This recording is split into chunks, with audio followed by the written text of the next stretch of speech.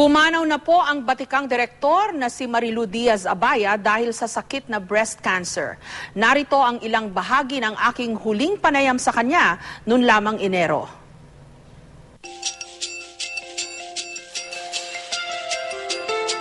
Una po sa lahat, kumusta na ho kayo? Today, I'm feeling well. Today happens to be a very good day. Ano po ang diagnosis ng doktor? I was first diagnosed with breast cancer, stage 3 in January of 2007. Then I was on remission in 2008.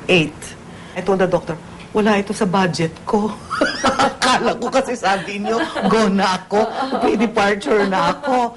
Hindi pa pala. So I said, siguro may ipapagawa pa. And cancer is not death. There's really no death. You're just moving in transition from one stage to another. Yeah. Death is so inconvenient and illness is so inconvenient. Ironically, it's what people miss out on, that in reflecting about your mortality, you actually can find quiet, a kind of grace, no, na pwede mong isaalang-alang yung sarili mo. That's how I think of myself. Arawan sa vineyards ni Lord. So, I wake up in the morning, ay, ginising ako ni Lord. Siguro may pagagawa sa akin today. Amazing talaga, Direk, na parang tanggap na tanggap nyo. Yes, I'm prepared anytime. Sometimes nga, pinapractice ko, yung trahe ko ready na kung ano para sa casket. Pinagawa ko na yon nung January pa. Oo.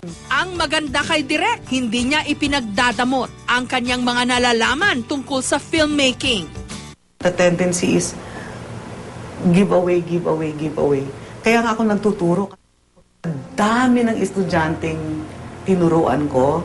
Yung nakikilig talaga ako pag nakikita ko yung pangalan nila sa OBB, CBB, at saka kung kumukuha na sila ng mga trophies nila. Which of the death scenes in your movies, yung nakaka-relate ka na gusto mo ma-visualize, ganun din? Hindi ko pa siya nadidirect, pero alam mo, lagi ko ini-imagine, ang model ko kasi si Mama Mary. Hindi naman siya nagkaroon ng painful death or what, parang natulog lang siya, tapos sinundo na siya. Nagkaroon ako ng cancer. Hindi ko na-miss yung pagiging direct sa set. Ang na-miss ko, yung nasa set ako, maraming tao, marami kaming ginagawa. We're enjoying and I was physically fit. Isa siya sa mga itinuturing na henyo ng pelikulang Pilipino. Biggest lesson, Direk, na natutunan nyo? Love.